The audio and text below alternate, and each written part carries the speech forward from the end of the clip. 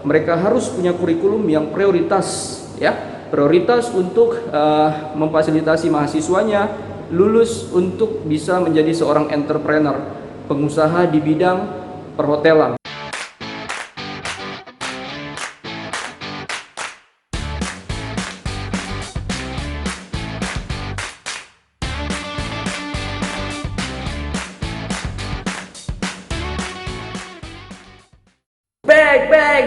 Back again. Hola teman-teman Slim semuanya, kembali lagi di Seven Production. Nah, baik teman-teman, kali ini kita akan mencoba untuk ngebahas yang memang merupakan background gua, yaitu di dunia perhotelan. Jadi teman-teman, gue pingin sekali ngebahas untuk memberikan kontribusi gitu ya, saran, ide atau referensi apapun yang gue harapkan tetap pada akhirnya kampus-kampus perhotelan atau jurusan-jurusan perhotelan ini akan menjadi lebih baik dari yang sudah ada sekarang, ya. Yang pasti lulusan-lulusannya juga itu memiliki kualifikasi yang sangat unik gitu ya, yang pasti sudah terbaik di keunikannya masing-masing.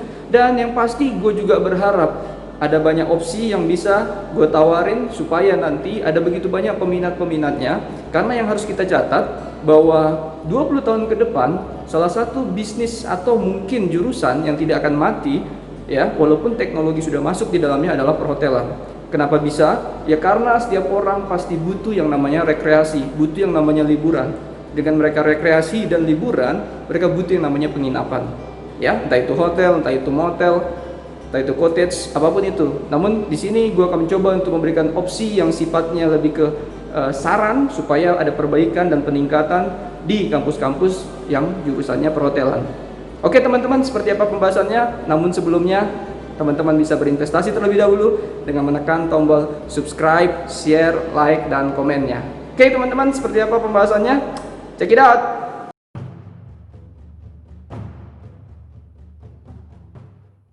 Nah, baik teman-teman, jadi di sini gue perlu jelaskan juga bahwa background gue D3 itu memang di room divisions ya, perhotelan lebih tepatnya, dan di D4 gue lanjut di administrasi perhotelan.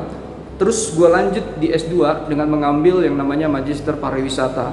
Nah, jadi di sini penting, selain nanti gue akan memberikan beberapa sarannya, karena memang gue ngerasa sebenarnya cinta banget, gue ngerasa peduli banget, gue ngerasa hotelia banget gitu ya, sampai detik ini juga. Dan gue juga mengajar saat ini sudah di 2 kampus berbeda di Batam, itu juga di jurusan perhotelan. Nah, jadi mudah-mudahan siapapun yang mendengar ini adalah sumbangsi pikiran positif sebenarnya. Tidak ada bermaksud untuk hal-hal yang negatif lainnya. Oke teman-teman, nah yang pertama gue mau mengatakan kekurangan dan harus dibekali oleh jurusan perhotelan adalah mereka harus punya kurikulum yang prioritas, ya.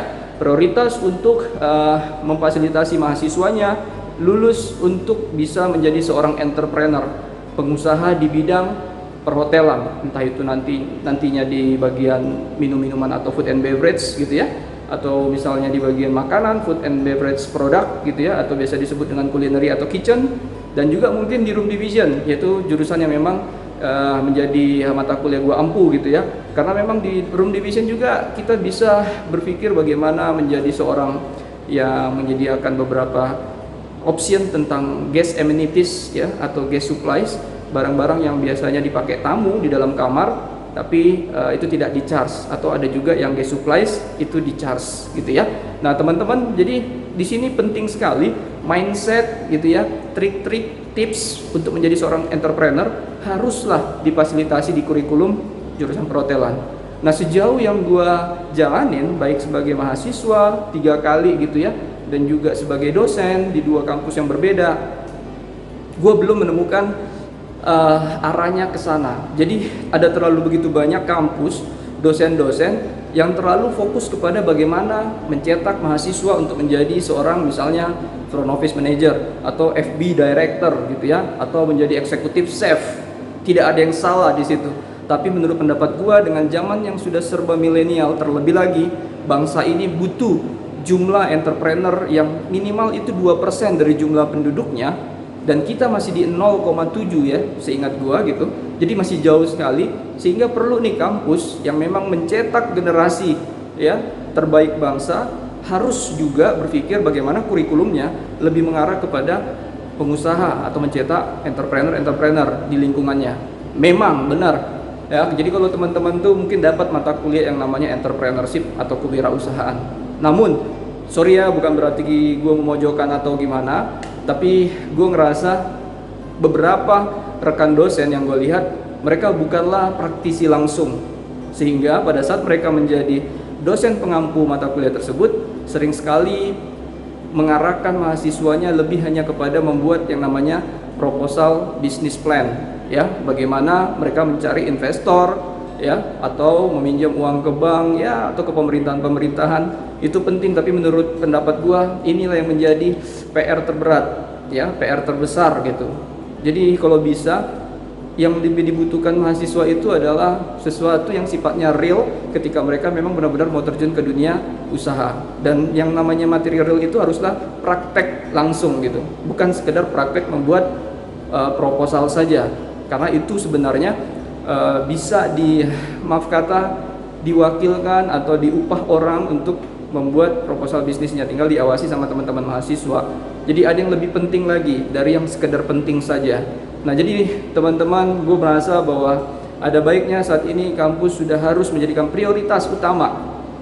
Tidak lagi mahasiswa maaf kata menjadi orang yang, ya maaf kata gue bisa katakan dia pekerja, yang artinya dia lebih kepada membantu si ownernya.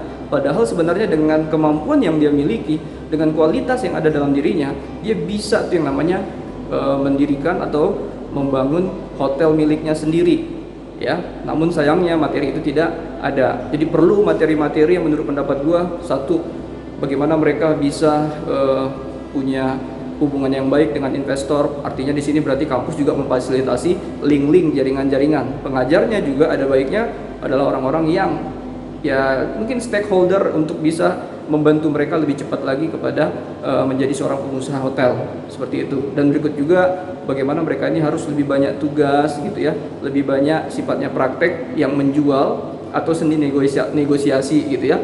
Nah, ini penting banget dibekali. Ada begitu banyak lagi seni-seni dalam bisnis ya, dalam menjadi seorang pengusaha yang perlu dibekali. Jadi menurut pendapat gua harusnya kita bisa concern ke hal ini.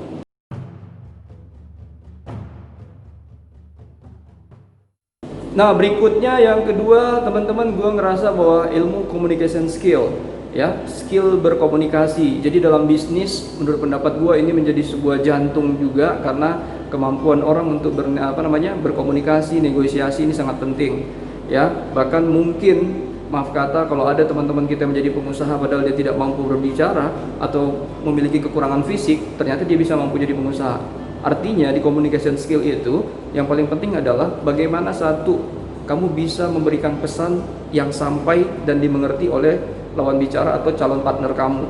Itu yang pertama. Yang kedua adalah meyakinkan mereka bahwa kamu adalah ya partner yang memang benar-benar layak dipercayai, ya. Jadi adalah amanahnya bisa dipegang. Seperti itu. Nah, ini penting sekali teman-teman, karena bagaimanapun juga ya kita perlu membangun kredibilitas sedini mungkin. Jadi jangan membangun kredibilitas pada saat sudah lulus saja, tetapi justru sebelum lulus, bahkan pada saat kuliah harus diperbanyak tuh yang namanya tugas atau aktivitas, kegiatan-kegiatan mahasiswa yang sifatnya membangun link, dan di dalam membangun link tersebut di sana ada unsur membangun kredibilitasnya. Sehingga jadi memang intinya mahasiswa harus lebih banyak berhubungan dengan orang-orang atau perusahaan-perusahaan di luar kampusnya. Nah, memang pada saat gue jadi mahasiswa sebenarnya kita diajarkan tuh bagaimana berkomunikasi yang baik kepada tamu kita, kepada atasan kita. Ada istilah do and don't gitu ya, sesuatu yang memang bisa kita ucapkan dan sesuatu yang tidak boleh kita ucapkan. Terlebih lagi kita juga dilatih bagaimana menjadi seorang telepon operator gitu ya. Atau kalau di FB teman-teman tuh diajarkan bagaimana yang namanya selling teknik, ada upselling ya, di kulineri juga seperti itu. Nah, jadi itu penting, tapi menurut pendapat gua ya, materi di kampus harus memfasilitasi lebih lagi kepada yang namanya skill berbicara. Skill berbicara sekali lagi adalah pesan Anda harus dimengerti. Bukan sekedar kata Anda, kata-kata kita yang kita pilih itu enak didengar saja. Ini hati-hati teman-teman. Nanti lama-lama jadi omdo, yaitu omong doang.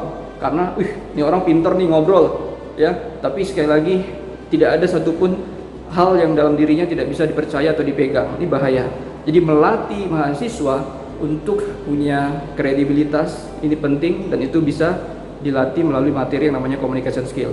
Jadi fokus gua teman-teman adalah, ayo dosen-dosen, teman-teman yang ada di jurusan perhotelan, kita perlu kasih prioritas kedua, yaitu yang berhubungan juga dengan entrepreneur tadi, yaitu adalah communication skill. Ya, communication skill harus mengarah kepada mencetak pengusaha-pengusaha ya yang lebih banyak lagi, tapi juga pengusaha-pengusaha yang amanah. Sehingga materi dosen-dosen yang akan mengajarkan ini perlu didatangkan pendatang-pendatang atau orang-orang di luar kampus.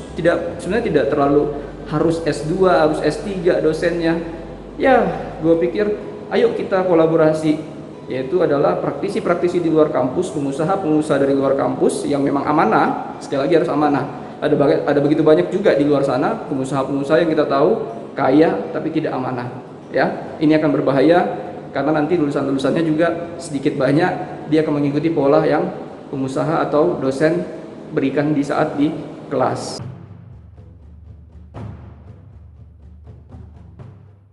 Nah, yang ketiga, teman-teman, gue pikir ini menjadi jadi suatu icon gue di channel ini, bahwa memang channel gue pertama kali ngebahas tentang alasan skripsi tidak perlu ada di kampus vokasi, dan gue tetap konsisten untuk memperjuangkan itu. Sama sekarang gue dorong teman-teman dosen-dosen ya kampus-kampus yang memang jurusan perhotelan, gue pikir kita perlu duduk bersama ya, bagaimana supaya skripsi ini tidak perlu ada, atau proyek akhir ya tidak perlu ada di kampus kita. Karena menurut pendapat gue, sekali lagi, itu adalah adopsi ya, kita mengadopsi dari universitas yang memang, kalau universitas ini kan bukan kampus vokasi. Nah, jadi kita harus mengerti dulu nih, output kita adalah bagaimana ya. Biasanya kan 60% praktek, 40% teori. Artinya kita mencetak tenaga-tenaga yang memang skillful ya, selain dia juga harus attitude dan amanah gitu kan.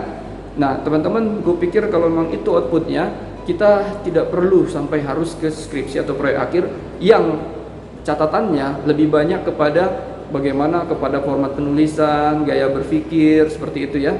Nah, menurut pendapat gue, no, kita harus lebih kepada kekreativitasan. Artinya jangan lagi kita berangkat ke hotel membawa teori saja terus mengadunya kepada realnya. Namun perlu di sana dalam pembelajaran di jurusan perhotelan ada yang namanya unsur kekreativitasan atau imajinasi ya. Ini harus dapat penekanan yang kuat sehingga banyak nanti teman-teman kita lulusan ini, satu, mencetak atau mendirikan hotel, yang kedua konsepnya pun sangat unik.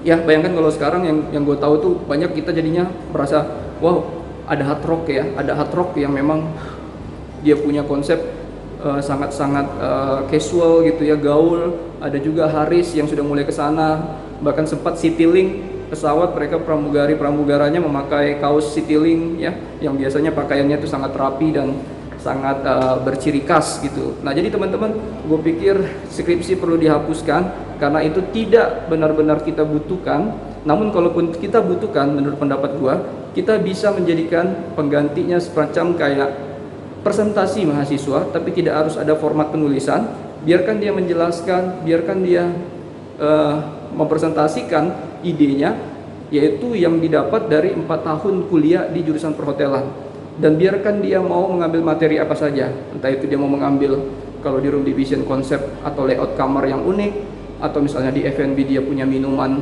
terbaru hasil dari ide liarnya dia, semacam kayak berbahan andaliman ya, bahan baku dari rempah-rempah dari Sumatera Utara, atau di kulineri dia punya plating milendir ciri khas dari Batam tapi dengan plating yang sangat unik.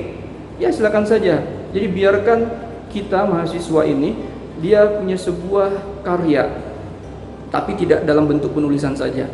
Ya, itu tidak salah skripsi, tapi menurut pendapat gua ada baiknya itu tetap ada di universitas saja.